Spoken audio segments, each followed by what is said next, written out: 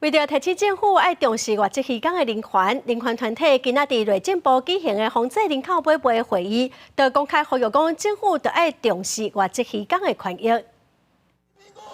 落实公平评估，落实公平评估。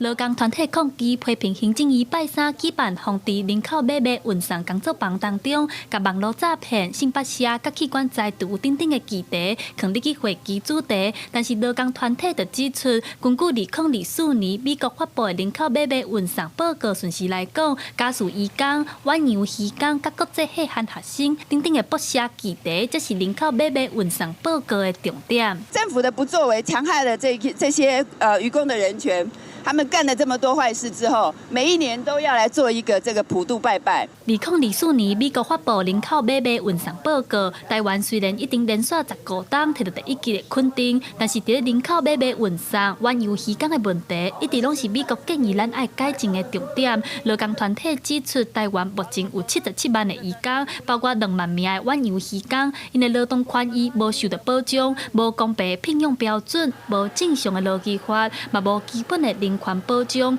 劳工团体批评行政院只是咧开支开会来拜拜求心安。在过去10多年来，我们一直被列为人口贩运的黑名单，其中大概有几个渔工的劳动权益的剥削、家务移工的没有劳动条件保障，甚至高额的中介费、债务的剥削、扣留证件。 对此，内政部是回应讲，远洋渔工的议题是政府未来关心的重点。在伙伴关系的建立研讨会当中，虽然没有列入渔工议题的一个讨论，但是我国对于渔工人权的这个